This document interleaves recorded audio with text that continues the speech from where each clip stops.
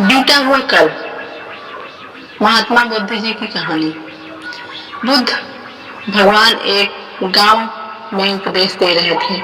उन्होंने कहा कि हर किसी को धरती माता की तरह सहनशील तथा क्षमाशील होना चाहिए। क्रोध ऐसी आग है जिसमें क्रोध करने वाला दूसरों को जलाएगा तथा खुद भी जल जाएगा। सभा में सभी शांति से बुद्ध की वाणी सुन रहे थे, लेकिन वहां स्वभाव से ही अति क्रोधी एक ऐसा व्यक्ति भी बैठा हुआ था जिसे ये सारी बातें बेतुकी लग रही थी। वह कुछ देर ये सब सुनता रहा, फिर अचानक ही आग बबूला होकर बोलने लगा, तुम पाखंडी हो, बड़ी बड़ी बातें करना यही तुम्हारा काम है। तुम लोगों को भ्रमित कर रहे हो। तुम्हारी ये बातें आज के समय में कोई मायने नहीं रखती। ऐसे कई कटु वचनों को सुनकर भी बुद्ध शांत रहे। अपनी बातों से ना तो वह दुखी हुए, ना ही कोई प्रतिक्रिया की। यह देखकर वह व्यक्ति और भी क्रोधित हो गया और उसने बुद्ध के मुंह पर थूक कर वहां से चला गया।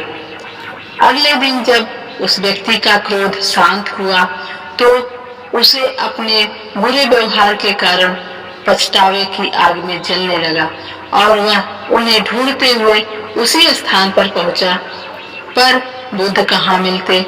वह तो अपने शिष्यों के साथ पास वाले एक अन्य गांव निकल चुके थे।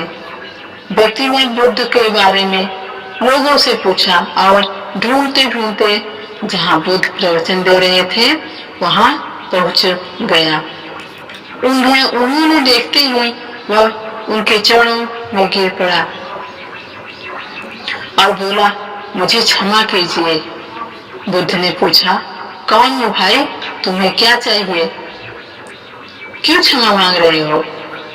उसने कहा, क्या आप भूल गए, मैं वही हूँ जिसने कल आपके साथ बहुत बुरा व्यवहार किया था।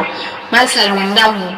मैं मेरे दुष्ट आचरण की क्षमा याचना करने आया हूँ। भगवान बुद्ध ने प्रेम पूर्वक कहा, बीता हुआ कल तो मैं वहीं छोड़कर आया और तुम अभी भी वहीं अटके हुए हो। तुम्हें अपनी गलती का आभास हो गया, तुमने पश्चाताप कर लिया, तुम निर्मल हो चुके हो। अब तुम आज में प्रवेश करो। बुरी बातें तथा बुरी घटनाएं याद करते रहने से वर्तमान और भविष्य दोनों बिगड़ते जाते हैं। बीते हुए कल के कारण आज को मत बिगाड़ो। उस व्यक्ति का सारा बोझ उतर गया। उसने भगवान बुद्ध के चरणों में